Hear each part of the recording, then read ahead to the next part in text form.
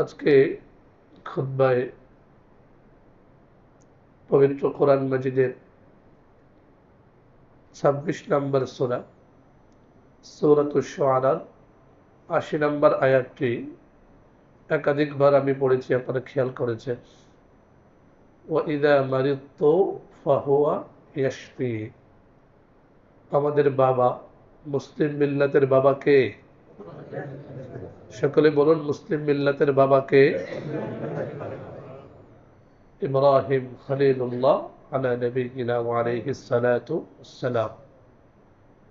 বাবা শেখাচ্ছেন সন্তানদেরকে, কি সুন্দর করে আমাদেরকে আকীদা, বিশ্বাস, দয়া মায়া করে দরদ নিয়ে আমাদেরকে শেখাচ্ছেন। বাবাই তো শেখাবেন না? সন্তানদেরকে আদব কায়দা কে শেখায়? বাবা শেখায়। তো আমাদের বাবা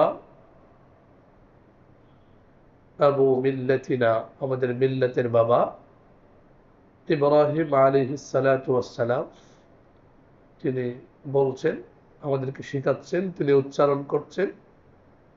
এই যে আমরা উচ্চারণ করি আমাদের রবকে, আমাদের দিনকে, এগুলো এমনি বানোয়াট না, এগুলো আমাদের বাবা ইব্রাহিম আলাইহিস সালামের শেখানো। আম্বিয়া কেরাম এগুলো শিখাতেন। আমাদের কাছে মনে হতে পারে এগুলো তো সাধারণ কথা, খুব সহজে উচ্চারণ করে ফেলি। না, এগুলো সাধারণ না। পৃথিবীর সবচেয়ে অসাধারণ কথাই হচ্ছে এগুলো। সুবহানাল্লাহ। তো আমাদের বাবা হযরত ইব্রাহিম আলাইহিস সালাম আমাদেরকে শেখাচ্ছেন, আমার সন্তানেরা তোমরা বলো ওয়াইদা মারিদতু ফাহুয়া ইয়াশফিন। আমি যখন অসুস্থ হই, তিনি আল্লাহ জাল্লা জালালুহু আম্মা নাওয়ালুহু আমাকে সুস্থ করেন। সুবহানাল্লাহ। সাধারণ কথা মনে হয় না? তো ইব্রাহিম আলাইহিস সালাম আমাদেরকে শেখাচ্ছেন যে সন্তানেরা, বাবারা, তোমরা মনে রেখো আল্লাযী ওয়াইদা মারিদতু ফাহুয়া ইয়াশফি, আল্লাযী খালাকানি ফাহুয়া ইয়াহদিন। যিনি সৃষ্টি করেন তিনিই পথ দেখান, তারই অধিকার আছে পথ দেখানোর। দুঃখজনকভাবে অকৃতজ্ঞ মানুষ বলে কি, আল্লাহর দেখানো পথে আমি বিশ্বাস করি না, আল্লাহর দেখানো পথে চলতে পারি না। আবার এটাকে আবার অনেকেই গর্বের মনে করে বলতে থাকে যে আমি ইসলামী শরিয়া বিশ্বাস করি না। নাউযুবিল্লাহি মিন যালিক। আল্লাহ আমাদেরকে সঠিক বুঝ দান করেন। শরীয়ত কার দেয়া? সকলে বলুন শরীয়ত কার দেয়া?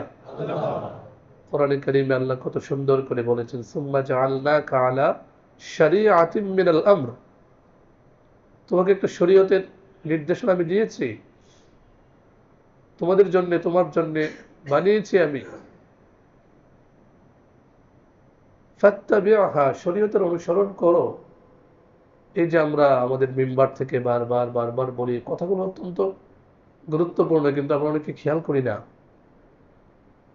আল্লাহ না করুক আপনি নামাজ পড়তে পারছেন না যে কোনো কারণে, এই জন্য আপনি কাফের হয়ে যাবেন? সকলে জবাব দেন, কাফের হয়ে যাবেন?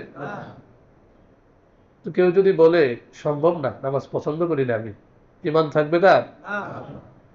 আমি শরীয়তের অনুসরণ করতে পারি না, এটা আমার ব্যর্থতা। এর কারণে এর কারণে আমাকে তওবা ইস্তেগফার করে আল্লাহর কাছে অভিমুখী হওয়া দরকার, উচিত, জরুরি। সে জায়গায় যদি নাউযুবিল্লাহি মিন যালিক নিমক হারামি করে, আল্লাহর খেয়ে, আল্লাহর পরে আল্লাহর সবকিছু গ্রহণ করে, যে আল্লাহ জাল্লা জালালুহু আম্মা নাওয়ালুহু দুনিয়াতে আসার আগে মায়ের পেটে আমাকে খাবার দিলেন, কত সুন্দর, একেবারে ইন্টেন্সিভ কেয়ার ইউনিট, একেবারে সুন্দরভাবে সব কিছু থেকে পাক পবিত্র করে পিওর খাবার দিলেন। দুনিয়াতে আসলাম মায়ের গর্ভে থেকে, যখন দুনিয়াতে আসলাম দুধের মাধ্যমে একেবারে পিওর খাবার, দুধ আল্লাহ দিলেন। সেই মানুষ আল্লাহ, আল্লাহ আমাদেরকে হেফাজত করেন, বলুন আমিন। যখন একটু বড় হয়, শরীরে শক্তি সামর্থ্য হয়, এটা কোরআনে কারীমের কথাই, আল্লাহ আপনারা যারা পড়েছেন তো জানেন, ইন্না খালাকনাল ইনসানা মিন নুতফাতিন আমশাজ। فجعلناه سميعا بصيرا إما شكورا وإما كفورا। আল্লাহ, সেই মানুষ একটু বড় হলে, টাকা পয়সা হলে, ক্ষমতা হলে কিভাবে বুক ফুলিয়ে বলে যে আমি আল্লাহর হুকুম মানি না, শরীয়ত মানি না, শরীয়তে বিশ্বাস করি না। 2 দিনের জিন্দেগি। যারা এসব কথাবার্তা বলে তারা মরবে না? কি বলেন, মরবে না? একটু ক্ষমতার জন্য, একটু প্রতিপত্তির জন্য, একটু টাকা পয়সা হলে মানুষ কি যে বলে ফেলে, এটা যে কত ভয়ঙ্কর। মানুষকে মেরে ফেলাও এর চেয়ে আরো ভয়ঙ্কর কথা যে আমি ইসলামী শরিয়া বা বিশ্বাস করি না। নাউযুবিল্লাহি মিন যালিক। কেউ যদি বলে আমি ইসলামী শরিয়া বিশ্বাস করি না, ইসলামী শরিয়ায় বিশ্বাসী না, কথাটা বলতে দেরি হবে, তার ঈমান যেতে দেরি হবে না। বলুন নাউযুবিল্লাহ। আল্লাহ দয়া করে আমাদেরকে হেফাজত করেন। বলুন। আমাদের বাবা ইব্রাহিম আলাইহিস সালাম আমাদেরকে শেখাচ্ছেন ওয়াইদা মারিদতু ফাহুয়া ইয়াশফিন। যে বান্দা বলে, যে মানুষ বলে আমি শরীয়ত বিশ্বাস করি না, তার পাওয়ার কতটুকু? পেটে একটু সমস্যা হলে অসহায়, বাথরুমে দৌড়াতে হয়। পেটে সমস্যা হলে ডাক্তারের কাছে যেতে হয়। আবার সেই মানুষ বলে কি আমি মানি না, আমি শরিয়া বিশ্বাস করি না। আল্লাহ আমাদেরকে এমন ভয়ঙ্কর চিন্তা, যেটা মানুষের মৃত্যুর চেয়েও ভয়ঙ্কর, এমন ভয়ঙ্কর চিন্তা থেকে আল্লাহ আমাদেরকে হেফাজত করেন। বলেন আমিন। মোহতারাম হাজিরিন, কথা বলার মতো অবস্থা নেই, আপনারা বুঝতে পারছেন। প্রায় 1 মাস হতে চলল। 1 মাস আগে হঠাৎ করেই জ্বর এসেছিল। এরপর 1 সপ্তাহের মধ্যে জ্বরটা কমলো, কিন্তু শরীরে ব্যথা ছিল। গত পরশুদিন থেকে আবার জ্বর শুরু হলো। তো এবার জ্বরটা তুলনামূলক কম, এরপরেও 101-2 ডিগ্রি আছে। আজকে একটু জ্বরটা কম মনে হচ্ছে, কিন্তু গলায় প্রচন্ড ব্যথা, কথা বলতে কষ্ট হচ্ছে। এরপরে ভাবলাম যে সবার কাছে একটু দোয়া চাই। কষ্ট হচ্ছে আপনাদের কথাগুলো? দোয়া চাওয়ার জন্য আসা। শুরু থেকেই খুবই আন্তরিকতার সঙ্গে,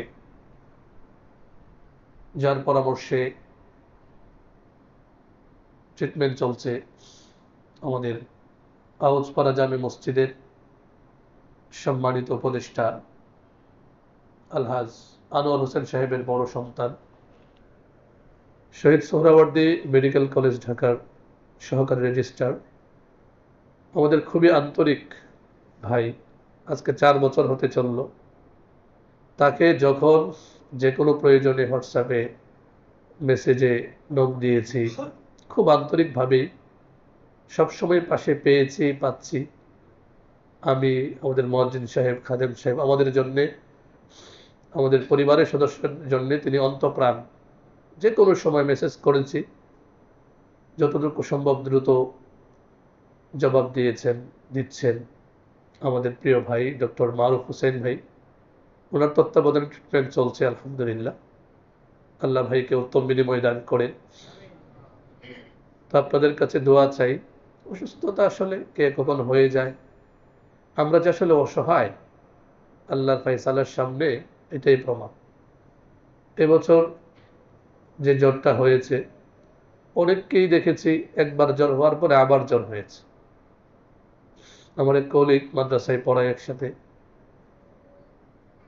3-4 সপ্তাহ আগে জ্বর হয়েছে, আবার প্রচন্ড জ্বর, এমন জ্বর বিছানা থেকে উঠতে পারছে না। তো যাক, অসুস্থতা, মুমিনের তো কোনো পেরেশানি নেই, আলহামদুলিল্লাহ কোনো পেরেশানি নেই। একজন মুমিন আসলে কোনোভাবেই ডিপ্রেশনের শিকার হতে পারে না। ডিপ্রেশনের শিকার হবে তারা যারা আল্লাহর ফায়সালায় বিশ্বাস করে না। একজন মুমিন অসুস্থ হলে তার কত লাভ না, মুহূর্তে মুহূর্তে তার কষ্ট হচ্ছে। আমরা খুব সংক্ষেপে কয়েকটা লাভ জানবো ইনশাআল্লাহ। আজকে অবশ্য একটা গুরুত্বপূর্ণ বিষয় নিয়ে কথা বলার ইচ্ছে ছিল। গত সপ্তাহ থেকেই মনটা খুব খারাপ ছিল। আমাদের এই প্রিয় গাজীপুর সন্ত্রাসী কর্মকাণ্ড, এরপর চাঁদাবাজি, সহিংসতায় এমন ভয়ঙ্কর এক জনপদের রূপ নিয়েছে, পত্রিকার পাতা খুললেই শুধু মারামারি, কাটাকাটি। তো মনটা খুব খারাপ ছিল, ভালো লাগছিল না কিছু। সেজন্যে সাধারণত আমি যেটা করি, মন খুব বেশি খারাপ হলে একটু লিখি। তো একটা লেখা লিখলাম, বেশ বড়ই ছিল লেখাটা। সন্ত্রাস নির্মূলে মহানবী সাল্লাল্লাহু আলাইহি ওয়াসাল্লামের নির্দেশনা। আসলে ইসলাম না মানার কারণে আমরা যে কত কষ্টে নিপতিত, জাহান্নামে পড়ে আছি আমরা। তো গত শুক্রবার থেকে মনটা খারাপ। তো মনের কষ্ট দূর করার জন্য একটা 1200+ শব্দের একটা লেখা আর্টিকেল তৈরি করলাম, আমার দেশ পত্রিকায় পাঠালাম। পত্রিকার ইসলাম বিভাগীয় প্রধান, দেশের বরেণ্য ইসলামিক স্কলার, আমাদের ওই হোসেন মার্কেটের অপোজিটে দত্তপাড়া হাসান লেন মসজিদের খতিব হযরত মাওলানা আলী হাসান তৈয়ব হাফিজাহুল্লাহ, তিনি খুব পছন্দ করলেন। বললেন যে মোহতারাম, এই লেখাটার অপেক্ষায় ছিলাম। উনি খুব উৎসাহ দিলেন, খুব পছন্দ করলেন। বললেন যে আসলে আমারও মন খারাপ, আমার মন মতো একটা লেখা পাঠালেন। তো যাক, লেখাটা একটু বড় হয়ে গিয়েছিল, পরে সংক্ষিপ্ত করে পত্রিকায় পাঠালাম। সন্ত্রাস নির্মূলে রাসূলুল্লাহ সাল্লাল্লাহু আলাইহি ওয়াসাল্লাম কত সহজ, কার্যকরী, গুরুত্বপূর্ণ নির্দেশনা দিয়েছেন, এটা নিয়ে আজকে বিস্তারিত আলোচনার ইচ্ছে ছিল। যেহেতু লম্বা আলোচনা, সেজন্য আজকে গলার এই সমস্যার কারণে সাহস করতে পারিনি। তো যদি কেউ খুব সংক্ষেপে পড়তে চান, আজকে আমার দেশের ইসলাম ও জীবন পাতায় লেখাটা খুব সংক্ষেপে এসেছে। সন্ত্রাস নির্মূলে মহানবী সাল্লাল্লাহু আলাইহি ওয়াসাল্লামের নির্দেশনা। এই নির্দেশনাগুলো মানলে আমাদের সমাজ হতো সোনার সমাজ। সোনার সমাজে কত নিরাপত্তার সাথে আমরা চলতে পারতাম। এরপরে শেখ আলী হাসান তৈয়ব হাফিজাহুল্লাহর একটা বড় লেখা এসেছে, জুমার খুতবা ওনার, যে খুন, ধর্ষণ এগুলো কিভাবে বন্ধ হবে। এগুলো আমাদের পড়া দরকার। ইসলামী অনুশাসন থেকে দূরে থাকার কারণে শুধু আমরা আখেরাতে যে ক্ষতিগ্রস্ত হব এমন না, দুনিয়াতেই হচ্ছি। ক্ষমতার পালাবদল হয় হয় হচ্ছে। আপনারা যারা লম্বা সময় যাবৎ আল্লাহর নিয়ামতে হায়াতে আছেন, 40, 50, 60, 70 বছর যাবৎ দেখছেনই তো বাংলাদেশটা কি হচ্ছে। গণতন্ত্রের নামে মানুষের অধিকার কিভাবে হরণ করা হচ্ছে। তো যাক, আমরা দোয়া করি ইসলামী শরিয়ার শাসন ব্যবস্থা, শরিয়া ভিত্তিক শাসন ব্যবস্থা না আসলে, এগুলো বললে অনেকে মনে করে হুজুররা গণতন্ত্র, রাষ্ট্রতন্ত্র, রাষ্ট্র ব্যবস্থা এগুলির বিরুদ্ধে কথা বলে। আমি কিন্তু গত জমায় বলেছিলাম, আসলে একজন খতিবের একটা দায়িত্ব। এজন্য খতিবের দায়িত্ব কেবল এর মধ্যেই সীমাবদ্ধ না যে মিম্বর থেকে শুধু মৃত্যু পরবর্তী জীবন নিয়ে কথা বলবে, শুধু আখেরাত কেন্দ্রিক কথাবার্তাগুলোই বলবে। এক দৌড়ে সোজা জান্নাতে কিভাবে চলে যাওয়া যাবে, আর দুনিয়ার যত সমস্যা সংকট এগুলোর দিক নির্দেশনা দিবে না, এটা কোনো খতিবের কাজ হতে পারে না। আমরা বারবার এদেশের 2.5 লক্ষ থেকে 3 লক্ষ মসজিদের মিম্বার থেকে চেষ্টা করছেন ওলামায়ে কেরাম। আসলে ওলামায়ে কেরাম তো দায়বদ্ধ। ওলামায়ে কেরামকে কথা বলতে হয়, কারো পছন্দ হলেও বলতে হয়, কারো পছন্দ না হলেও বলতে হয়। কারণ দুনিয়ার মানুষ যখন কোথাও কোনো চাকরি করে, সে অফিসের রুলসের বাইরে যেতে পারে না। বাইরে গেলে কি হয়? চাকরি থেকে বের করে দেওয়া হয়। তো আমরা যারা আপনাদের দোয়ায় কিছু পড়াশোনা করে, আমাদেরকে আপনারা যারা আলেম বলেন, আমাদের কিছু দায়িত্ব আছে না? আমাদের দায়িত্বটা কি? সহজ কথায় আল্লাহ তাআলা কোরআন কারীমে বলে দিয়েছেন,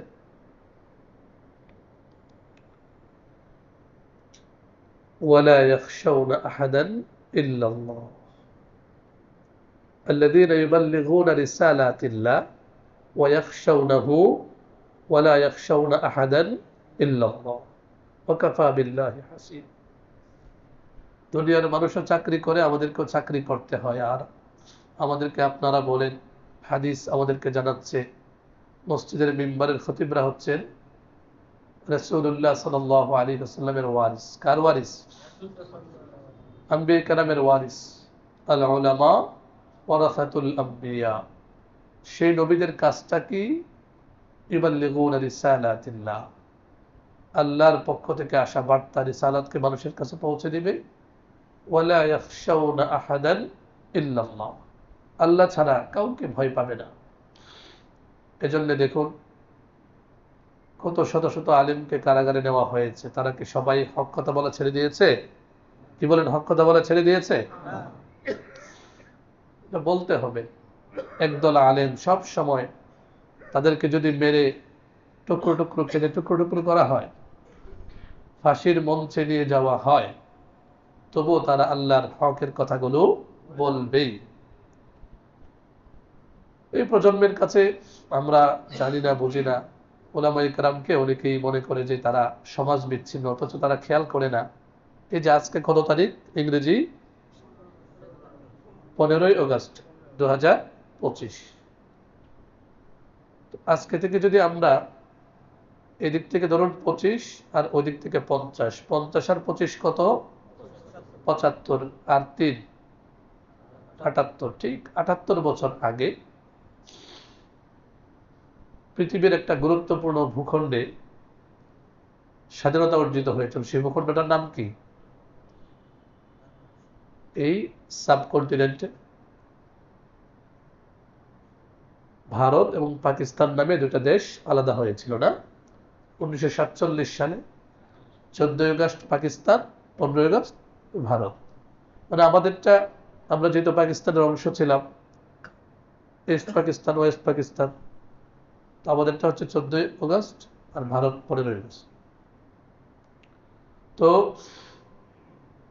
আমাদের এই প্রজন্ম জানি না বলতে তাদেরকে ভুলিয়ে দেওয়া হয়েছে। পত্র পত্রিকা লেখালেখি কি পরিমাণ যুগ চলে যে হয়, আগে তো এগুলো বুঝতাম না। যখন থেকে পত্রিকায় লেখালেখি করি, পত্র পত্রিকা পড়ি, দেখি ইংরেজরা তাদের অনুসারী, তাদের চিন্তা মানুষ সন্তান এমন ঘটে গিয়েছে, এত তৈরি করে গিয়েছে, একদল লেখক, গবেষক, কলামিস্ট, ওদের কাজই হচ্ছে মানে ইসলামকে কিভাবে মাইনাস করা যায়, মুসলিম সংশ্লিষ্টতা ইতিহাস থেকে কিভাবে মাইনাস করা যায়, সেটাকে সব সময় ওদের কাজই হচ্ছে এটা করা। 47-এ ভারত উপমহাদেশ স্বাধীন হলো, উলামায়ে কেরামের এত অবদান, এত অবদান। গতকালকে একটা বই দেখছিলাম, আনোয়ার হোসেন মঞ্জু নামে একজন লেখক, ভারত উপমহাদেশের ইতিহাস নিয়ে অনেক কাজ করেছে, ছবি সহ। 1857 খ্রিস্টাব্দে যখন সিপাহী বিপ্লব হলো, নেতৃত্বে ছিলেন উলামায়ে কেরাম। ভারত উপমহাদেশ থেকে ইংরেজদেরকে তাড়ানোর জন্য উলামায়ে কেরাম যে কত চেষ্টা করেছেন, অথচ এই প্রজন্ম জানিই না এগুলো, আমরা জানিই না।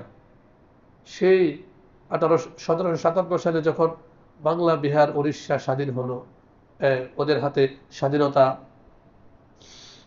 বিনষ্ট হলো, ইংরেজরা যখন এই অঞ্চলটাকে দখল করলো, এরপর থেকে একের পরে বিদ্রোহ, তাদেরকে তাড়ানোর চেষ্টা, স্বাধীনতা পুনরুদ্ধার, এত কষ্ট করেছে।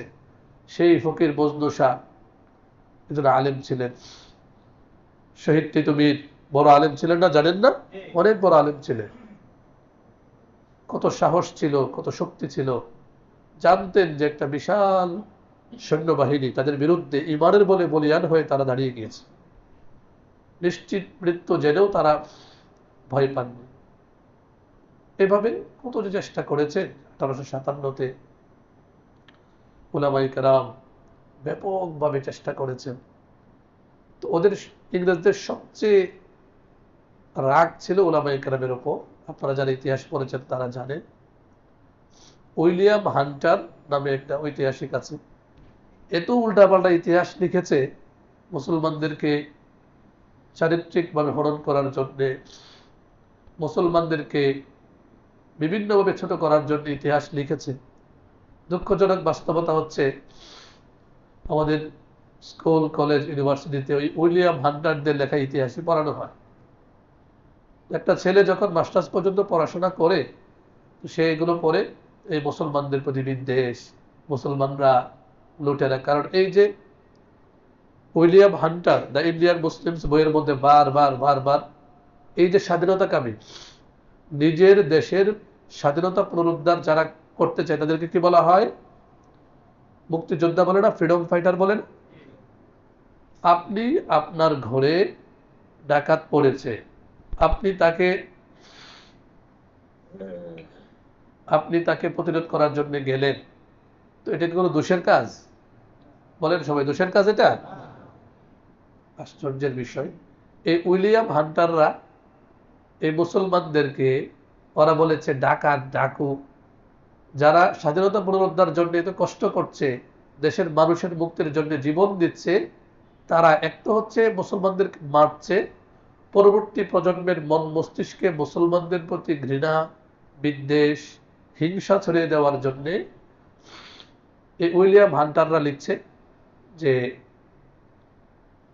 এদেশে ইংরেজরা অনেক উন্নতি করতে চেয়েছিল, অনেক কিছু করতে চেয়েছিল, কিন্তু এক শ্রেণীর, দেখেন তাদের ভাষাগুলো, এক শ্রেণীর ডাকু, এক শ্রেণীর লুটেরা, এক শ্রেণীর সন্ত্রাসী, ওদের কারণে মহামান্য ইংরেজ সরকার কিছুই করতে পারছে না, ইংরেজ সরকারকে ব্যতিব্যস্ত করে রাখছে। বলুন নাউজুবিল্লাহ।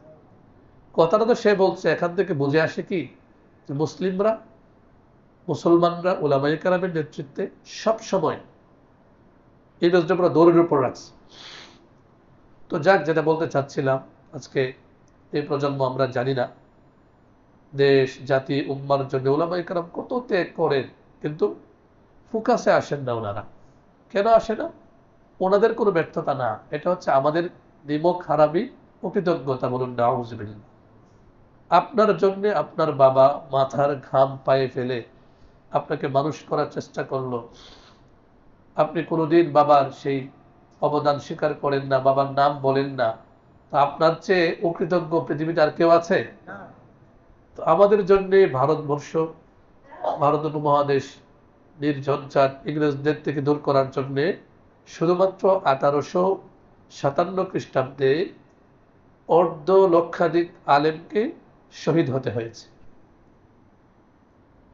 যেখানে একজন মুসলিম পাওয়া যেত সেখানে ওরা মেরে ফেলতো। এই যে আনোয়ার হোসেন মঞ্জুর বই দেখলাম, প্রচ্ছদের মধ্যে যাদেরকে ওই যে কামানের আগার মধ্যে, কামানের একটা বড় আগা থাকে না, অগ্রভাগ, ওইটার মধ্যে এক একজন বিদ্রোহী সৈনিককে দিয়ে, চিন্তা করুন একটা কামানে কত জোরে গুলি যায়, প্রত্যেকটা কামানের মাথায় এক একজন এই স্বাধীনতাকামী মুক্তিযোদ্ধাকে রেখে ওরা এখানে গুলি করে উড়িয়ে দিত। তো ছবিতে দেখলাম প্রত্যেক এই স্বাধীনতাকামী মুক্তিযোদ্ধার মাথায় পাগড়ি, মুখে লম্বা দাড়ি। সুবহানাল্লাহ। অথচ আমাদেরকে বলা হয় আমরা নাকি দেশ বিরোধী, আমরা নাকি স্বাধীনতা বিরোধী। আপনাদেরকে জিজ্ঞেস করি, 71 আগে নাকি 47 আগে? কি এটা সহজ বিষয় না? 47 আগে নাকি 71 আগে? আমাদের উর্দু ভাষা একজন লেখক উনি বলেছিলেন, পেট আখেরি লোকমা সে নেহি ভরতা। মানে কি? অনেকগুলো লোকমা পেটে যাওয়ার পরে শেষ লোকমাটার মাধ্যমে পেটটা যখন খায় আমরা পরিতৃপ্ত হই। তার মানে কি আগের লোকমাগুলোর কোনো গুরুত্ব নেই? এজন্য বলা হয় যে পেট শেষ লোকমায় ভরে না। 47-এ উলামায়ে কেরামের মেহনত, উলামায়ে দেওবন্দের সীমাহীন ত্যাগ তিতিক্ষা, সন্তানকে এতিম বানানো, মায়ের বুক খালি করে তারা যারা আমাদের জন্য একটা সুন্দর স্বাধীন দেশ উপহার দিয়েছিলেন, সেই 47-এর কোনো ইতিহাসে আমরা জানি না। তো যাক, বলতেছিলাম এই মিম্বারগুলো থেকে আমাদেরকে বলতে হবে, একজন আলেম বলতে দায়বদ্ধ, এগুলো আমাদেরকে বলতে হয়। আল্লাহ সুবহানাহু ওয়া তাআলা আমাদের সকলকে, আমাদের পূর্বসূরি যারা আমাদের জন্য যাদের সামান্য পরিমাণ ত্যাগ প্রতিজ্ঞা কোরবানিও আছে, আল্লাহ যেন তাদের সকলকে উত্তম থেকে উত্তম বিনিময় দান করেন, বলুন আমিন।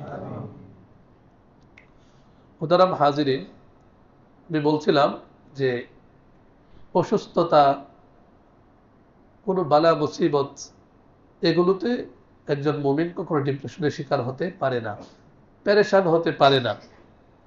কেন হতে পারে না? খুব সংক্ষেপে বলছি। এটা নিয়ে একটা লেখাও লিখেছিলাম গত সপ্তাহে, হয়তো আগামী সপ্তাহে আসবে ইনশাআল্লাহ। অসুস্থ ব্যক্তির জন্য, অসুস্থ মুমিনের জন্য আল্লাহর পক্ষ থেকে 7টি পুরস্কার। এগুলো মনে রাখলে আমাদের মধ্যে হতাশা আসবে না, বরং আল্লাহর প্রতি নিজেদের একাগ্রতা এগুলো আসবে। তো 7টা পুরস্কারের মধ্যে প্রথম পুরস্কার হচ্ছে অসুস্থতা, এটা কল্যাণের বার্তাবাহী, কল্যাণ বয়ে আনে। প্রথম কথা হচ্ছে যে আমরা কেউ অসুস্থতা আল্লাহর কাছে চাই না, চাইবও না। কেন চাইবো না? কারণ আমরা দুর্বল, অসহায়। সুস্থতাও আল্লাহর নিয়ামত, অসুস্থতাও আল্লাহর নিয়ামত। তো আমরা যেহেতু দুর্বল বান্দা, ওয়াখলিকাল ইনসানু দাঈফা, মানুষকে বড় দুর্বল করে সৃষ্টি করা হয়েছে, তো আমরা অসুস্থতার নিয়ামতের ভার বহন করতে পারি না।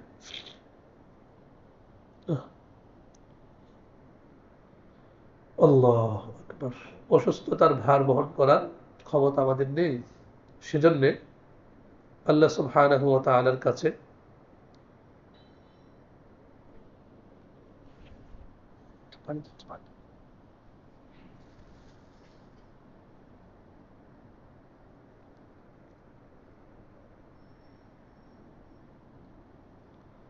আল্লাহ সুবহানাহু ওয়া তাআলার কাছে সুস্থতা চাইতে হবে। এজন্য রাসূলুল্লাহ সাল্লাল্লাহু আলাইহি ওয়াসাল্লাম আল্লাহর কাছে দোয়া করতেন, আল্লাহুম্মা ইন্নী আসআলুকা সিহহা,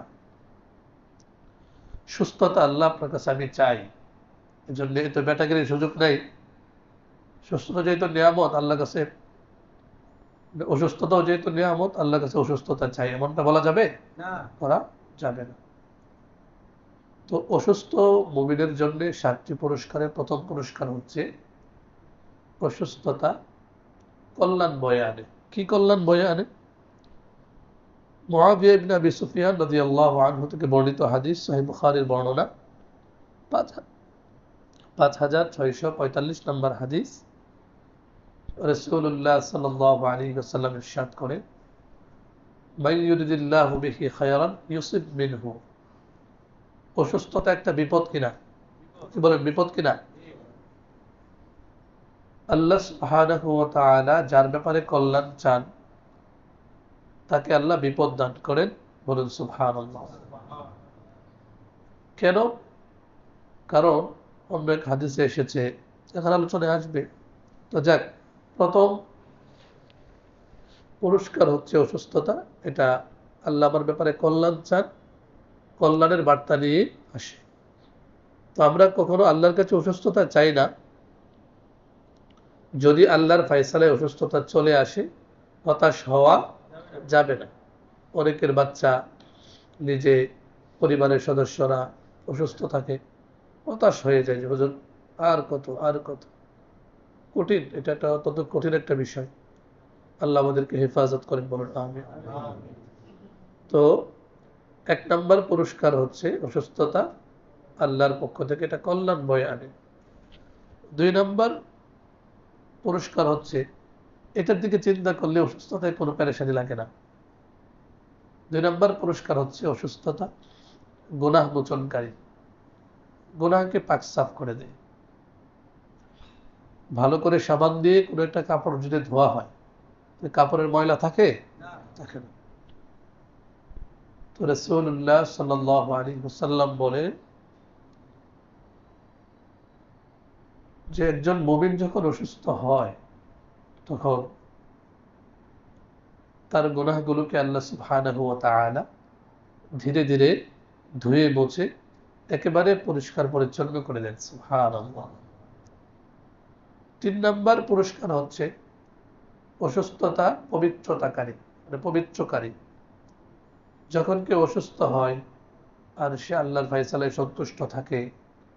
এ কথা বলে না শুধু আমাকে চিনছিল, আর কেউ ছিল না।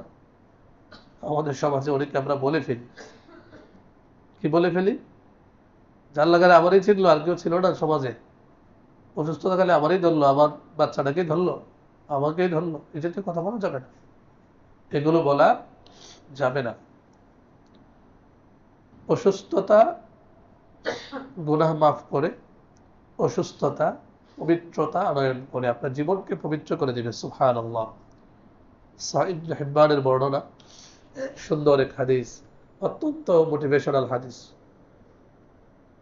কামার, লোহা থেকে যে দা বানায়, বিভিন্ন কিছু বানায়, ওরা কি করে, লোহাটাকে আগুনের মধ্যে দেওয়ার পরে এটাকে অনেক ঝালাই করে, অনেক কিছু করে সুন্দর ফ্রেশ করে।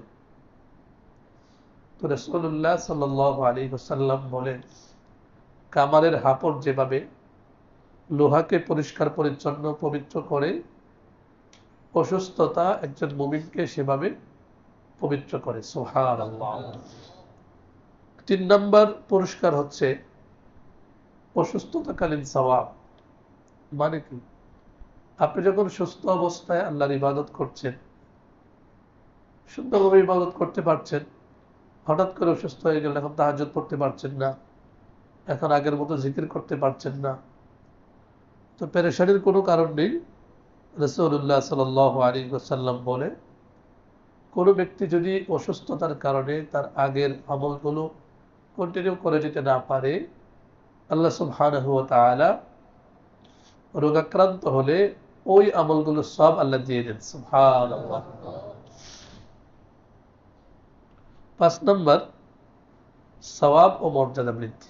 অসুস্থতার মাধ্যমে কি হয়, মর্যাদা বৃদ্ধি পায়। এই হাদিসটার কথা একটু আগে বলতে চাচ্ছিলাম।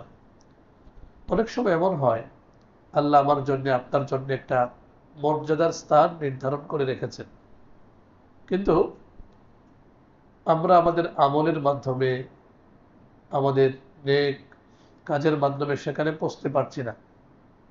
তখন আল্লাহ সুবহানাহু ওয়া তাআলা কি করেন, একটা অসুস্থতা, একটা পেরেশানি, একটা বালা মুসিবত দিয়ে দেন।